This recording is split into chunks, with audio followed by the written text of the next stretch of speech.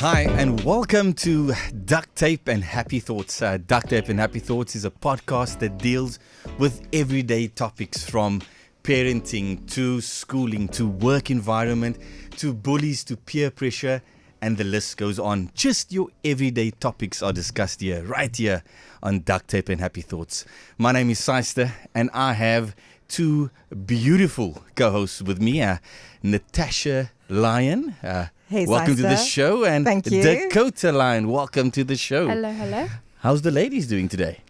I'm doing pretty fab. How you doing? Great stuff, man. I'm actually doing well. I'm doing well. Super energy. You know, what are we discussing today, ladies? What's on our minds? What's troubling us today in the world of duct tape? I got a good one. A Yes. really good one. I've had time to ponder on this over the past few weeks. Giving too much in general.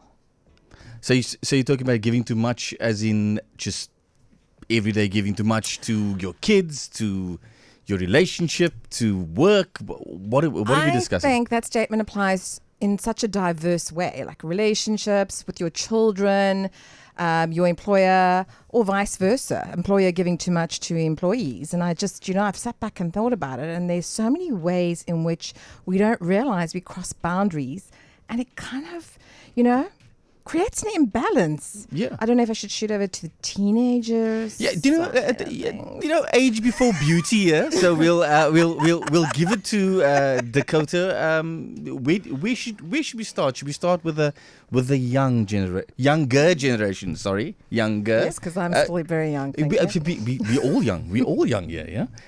Yeah. So, do you think that parents are giving too much to their kids these days? Spoiling them? I'm not gonna lie, Ryan. I need a bit of context here. Okay, cool. Give me like a situation. Okay, cool. Let's take you, for example, Dakota. Do you think that parents of the younger generation is giving their kids too much? So I mean, obviously, parents are wanting to give better than what they experienced in their life. The better schooling, better environment, better everything. Do you think that parents are doing that, and do you think kids think that it's sort of the norm these days? Well, if I have to think about my generation, I definitely think that unfortunately it is seen as a norm. Like, for example, I have a lot of friends that are always just able to go to their parents and ask for money and like not work for it. And if I look at myself personally, I've grown up in a home where I have to work for my fucking money. It's a good thing. But no, I definitely agree with the whole parents wanting a better life for their children than what they had. And I think that is one of the main reasons that parents don't often look at it as giving too much. They just look at it as giving their child a better life. Okay, so now let's break it down here. So parents are doing their utmost best to give the best to their kids. But in turn, are the kids learning the values of that gifts, of whether it be time, money? Are they knowing and getting to learn those skills of being mature about things? Can I answer that? Go- I think go for it, so. Tash. So Go for it, Tash. being a parent, and I think Dakota will back me on this. Kids going to the mall, for example. Okay, and a lot of kids want to go to the mall at a very young age, and no judgment with other people parenting and that. But I always had a rule, with my daughter, that if you go to the mall, you go in a group. And I come from, obviously, which influences me, a security background, that they should be old enough to go to the mall, and they should be old enough to accept that responsibility and accountability with checking in and all those things. And I had to deal with quite a bit of a fight. But I think in hindsight now, it's actually understood. Dakota, I don't know if you want to highlight on that. No, yeah, definitely. I started going to the mall by myself. Well, not by myself, but with a group of friends from a not seen as normal age. In my generation, a lot of my friends started going to the mall by themselves when they were like 11, no, not even like 12, 13. I only started going to the mall by myself when I was like 15. And I remember back then like wanting to fight with you about it and feeling like rage and so upset. But now that I look at it, it actually taught me more appreciation, and also I feel more responsible. And when I go to the mall, I know my surroundings, I know how to work with my money, and it's just because I learned. You taught me first before sending me. you know? And No, that's so cool. Yeah, I mean that's fantastic. That's fantastic. I would look at sort of that's a great example of you sort of being mature about something and taking all the skills and all the things that your mom's taught you and putting it into practice. But I also feel when I'm talking to friends and family that sometimes giving too much as a parent somehow cripples the children in the end. Absolutely. They sometimes aren't able to do things for themselves. They get so used to having their mother or father with them, or even when it's single parents with them all the time, that from a child right up, they don't have the skills to stand on their own 2 feet these days. And would you agree that it possibly rocks the balance of a relationship, which then filters into a community? Definitely so. Definitely so. I mean, what's your thoughts on that? I mean, I agree 100% because, say, for instance, you've got a female partner, okay, that comes from a home where every single thing is done for her. I mean, she doesn't have to lift a finger. Mommy and daddy take care of everything, and that's great. And then you have the male version, exactly the same, and they decide, okay, we want to get married and want to move in together, and they move in together, and it's not It doesn't work. all they thought it would be because nobody's taking care of them. They were used to being taken care of, and it becomes a bit of a hot mess. yes. I mean, definitely. I think that's the one thing that I would say some young couples, everyone likes all the pros when it comes to a marriage. You know, all the pros. You're able to stay 24 hours with your true love. True love. And you guys can come home anytime that you want and all that. But when it comes to it, it's actually finding that balance between the pros and the cons, whereby it's you got to manage money, you got to manage responsibility, laundry, Coming out the right color. all that. So I think like some couples they get married, and then they figure out that due to their upbringing of being sort of spoiled and be given too much, they don't have those skills to do things for themselves. And then they sort of look at the marriage going, maybe marriage wasn't for me, but in hindsight, it's actually marriage as a whole, you know, having that skills of building together, and sometimes they just want to throw in the towel. Are you listening to that, eh? Yeah, Yeah. I Are you agree. making notes? Are you making notes? Add anything in there, Dakota? I 100% agree. I think, especially like if I had to, going back to my generation and the youth, like, unfortunately, there is a lot of couples that now even, like, I'm in matric, and there's a lot of couples where their parents still do everything for them, and then not even like them being married, but then just them in a relationship, you find that you start noticing little things in your partner that like bother you because not talking from personal experience, but that bother you because you're like, just pick up after yourself. But because it's been done for them their whole lives, they don't know how to do it. And then So yeah, sorry, she's bringing it up, and it's just taking me to a point where because of circumstances, you also experience things differently. So coming from a single home would be different to like a two-parent home, whereas us, for example, we became a team. It happened overnight that it just became the two of us.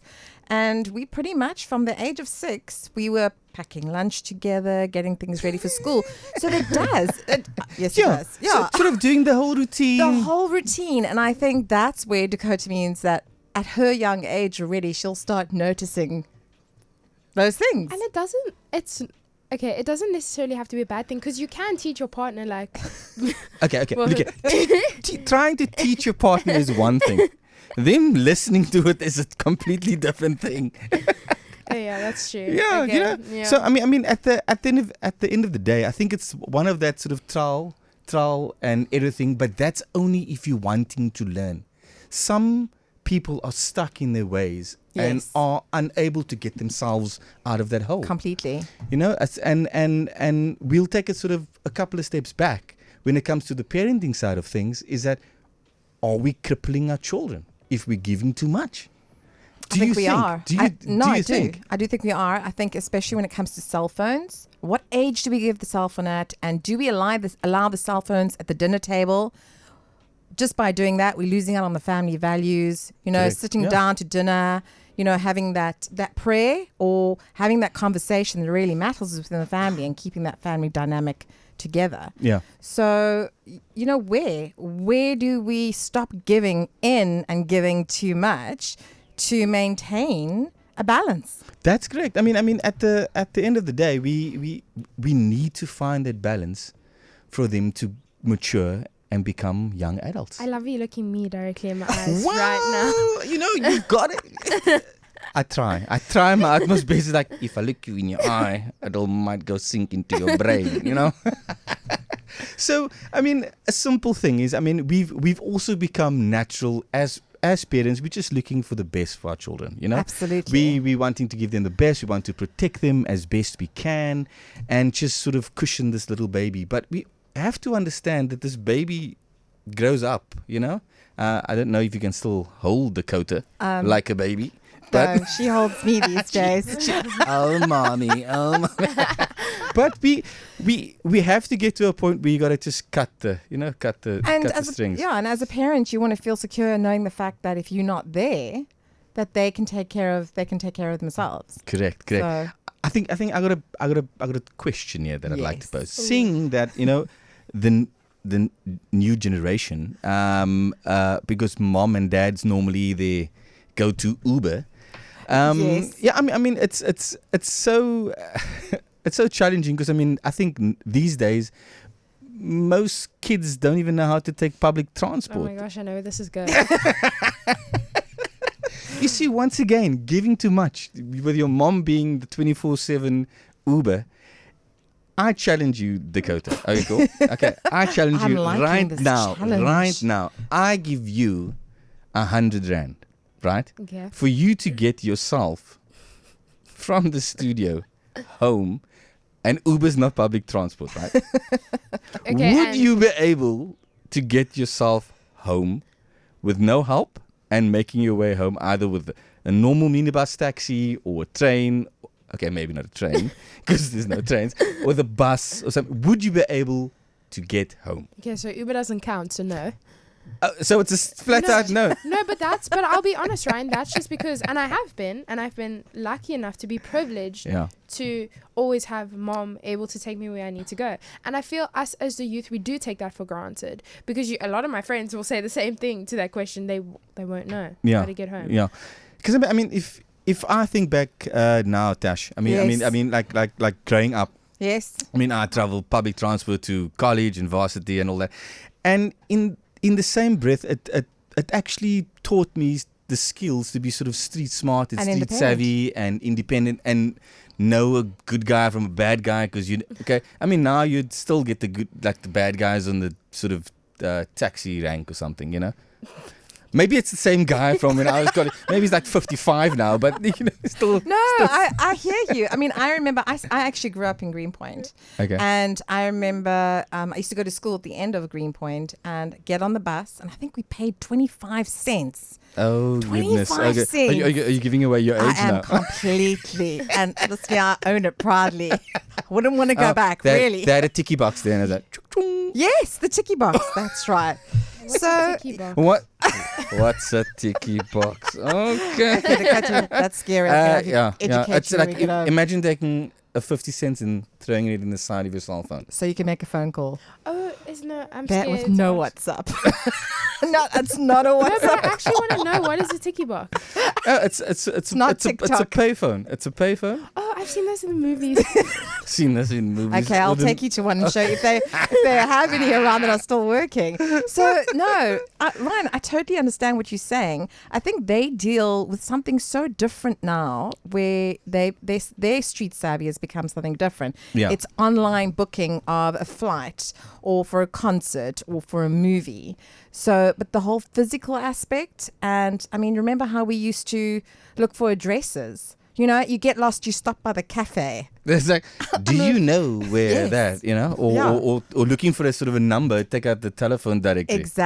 Exactly. So I think I agree with you. That is an area that I believe that we need to work on. Yeah, just to get sort of a little bit street savvy, streetwise, just that you can protect yourself because there's only so much that a parent can do when you're in view of your kid. You know, when you see them, you can protect them. But when they're not with you, they need to be able to fend for themselves. And that's why we shouldn't give too much. It's sort of finding that balance, you know? Yeah. I mean, even when we're coming to school as well. I know when I was a kid, my mom got called into high school. Oh, what did you do, Ryan? What did you do? We won't get into it onto this podcast, but it's just that one time where I did something wrong, and that was once, you know, and then that's when your parents get called in for a good enough reason, you know. But I feel these days, parents are at school often, you know, They're all lawyers, trying to sort out petty things either with another kid or, you know.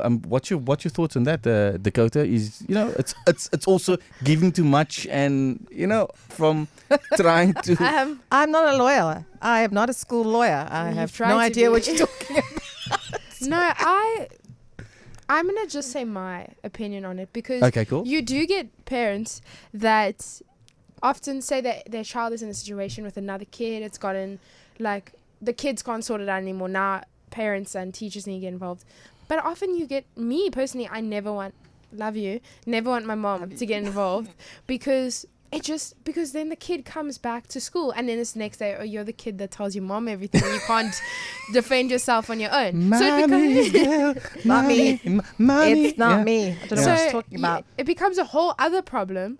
So I feel that, yes, as a parent, not that I'm a parent, but I would imagine that you want to do everything you can to protect your kid and be like, I'm going to be your shield and I'm going to, like, figure this out.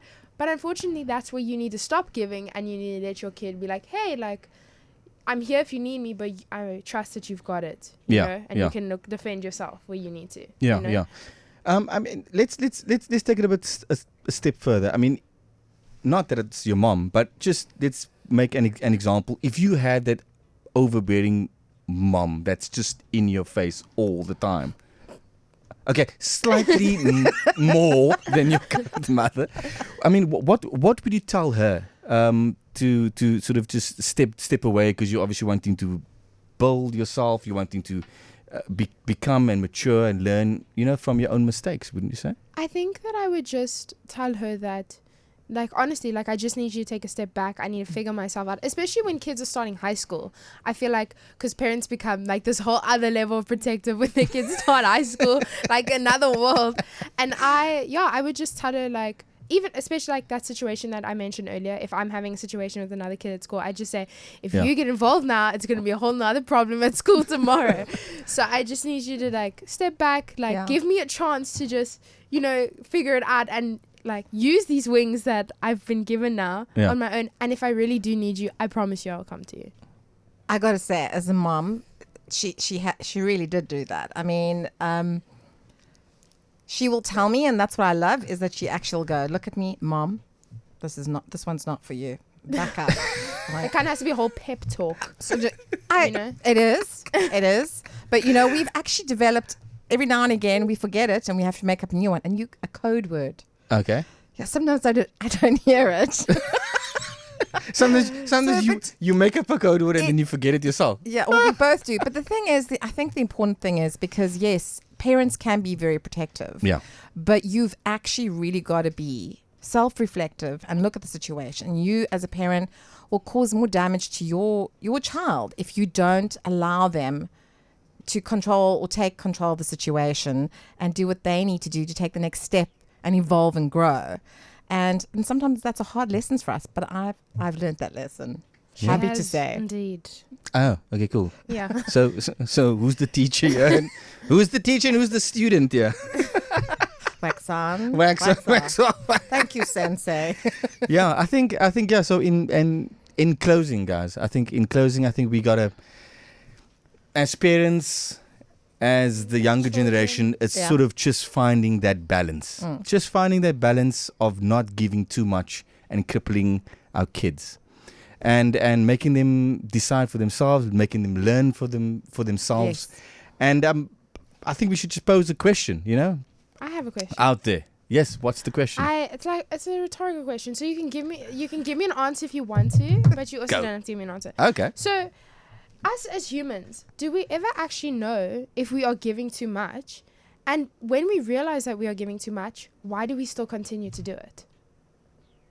That's a good Well, one. thank you, Dr. Dakota, there for that statement. Ryan, I posed that one to you. You can have that one. No. I mean, I have to agree with that. I mean, it's just something that we should just sit on, think about, Sleep on. and just know where we fall. Yeah. Too much, too little, or do we find Or in ourselves between. in the sweet spot A healthy medium. where we should be? I agree. Thank you, ladies. Thank you, Thank Cyster. you. And Cyster. that's Duct Tape and Happy Thoughts.